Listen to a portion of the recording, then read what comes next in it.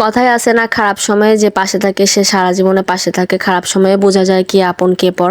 তা নিয়ে থাকবে আজকের ব্লগটা। আসসালামু আলাইকুম, আবারও চলে আসলাম নতুন একটা ভিডিও নিয়ে। তখন কিন্তু বিশ্বকাপ চলতেছিল, তার মাঝে হলে আম্মু তো স্ট্রোক করেছে, ব্রেনে স্ট্রোক করেছে।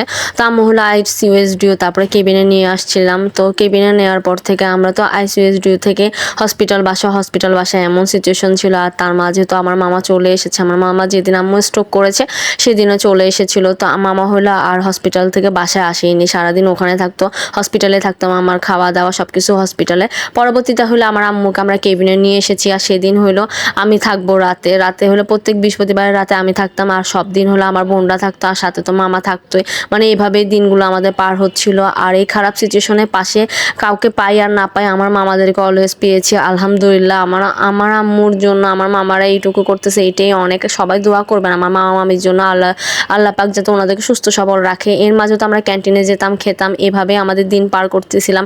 আর 1 মাস ধরে থাকতেছি, সবাই আমাদেরকে চিনতো, কেউ চিনতো না এমন কেউ নাই, মানে সবাই পরিচিত হয়ে গেছে। আম দি, কাঁঠাল দি, দুধ দি, চিনি দি, বিড়াল হাঁটো বিড়াল হাঁটো বিড়াল হাঁটো বিড়াল হাঁটো। এখানে বুড়ি রান্না করে, এখানে বুড়ি খায়, এখানে বুড়ি বিছনা করে, এখানে বুড়ি শোয়। গড়াইতে গড়াইতে খাটের তলে। আমার মামা যেমন আমাদেরকে হাসি খুশি রাখতো, সবসময় নাতনিদেরকে হাসি খুশি রাখতো, ওদের সাথে খেলতো, ওরাও আর বোরিং ফিল করতো না। আপু যদি হসপিটালে থাকতো দেখা যায় যে ওরা আমাদের কাছে থাকতো, মামা এরকম দুষ্টামি করতো, ওদের সাথে ফাজলামি করতো। তো মাঝে মধ্যে মামা এসে বাসায় এসে ফ্রেশ হয়ে আবার চলে যেত। খারাপ সময় সবসময় মামা মামিদেরকে পাশে পেয়েছি আলহামদুলিল্লাহ। এই দোয়াই করবেন যাতে মামা মামিরা সুস্থ সবল থাকে।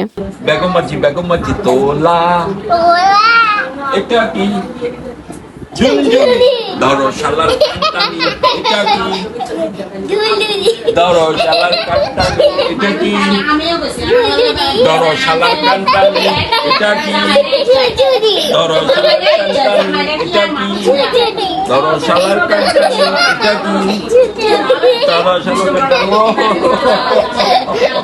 সবারই কাজকর্ম থাকে, সবারই সবকিছু থাকে, কিন্তু সবাই যে অজুহাত দেখায় চলে যায়। কিন্তু আমার মামা সবকিছু ফেলে আমাদের সাথেই ছিল।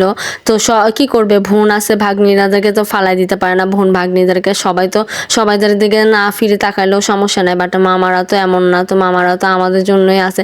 আর এর মাঝে দেখেন আমি ক্যামেরা অন করি, সবার সাথে একটু ফাজলামি করতেছিলাম। সেদিন হলো আমি আর আমার ছোট বোন মামা সহ 3 জন মিলে ইয়াতে থাকতেছিলাম কেবিনে।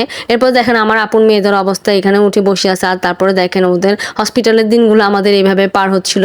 এক তো মন খারাপ থাকে, এদের কাণ্ড কারখানা দেখে মাঝে মধ্যে হাসিও দিয়ে দিতাম। কি করব, এভাবে আমাদের দিন পার হচ্ছিল।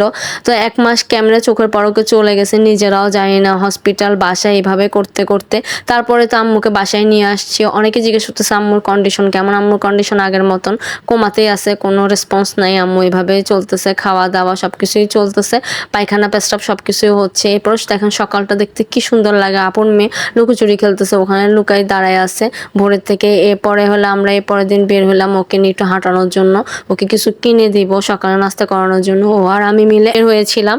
তো সবাই বলতে গেলে খোঁজখবর নিয়েছে, যাদের নেওয়া তারা নিয়েছে, আর যাদের দেখতে আসা তারা মেহমানের মতন এসে চলে গেছে। কেউ থাকার মতন দায়িত্ব কেউ নিতে চায় না, কেউ ভেজালে পড়তে চায় না, কেউ এসব দায়িত্ব নিতে চায় না। কারণ সবারই সংসার আছে, সবারই হলো অফিস আদালত বিজনেস সব কিছু থাকে, সবারই দোকানপাট আছে। ওই দিন শেষে আমার মামারাই সব কিছু ছেড়ে তেড়ে চলে আসতে হয় ভাগ্নিদের কাছে, বোনের কাছে। তো মামারাই দিন শেষে ছিল আলহামদুলিল্লাহ সব মিলে। আর যারা খোঁজখবর নিচ্ছে তাদেরকে অনেক ধন্যবাদ খোঁজখবর নেওয়ার জন্য। বিপদে বলে না বন্ধুর পরিচয়, বিপদে হলে আত্মীয় স্বজনের পরিচয় থাকে আর কি। তো আজকের ভিডিও এই পর্যন্ত। Thanks for watching. আসসালামু আলাইকুম সবাইকে।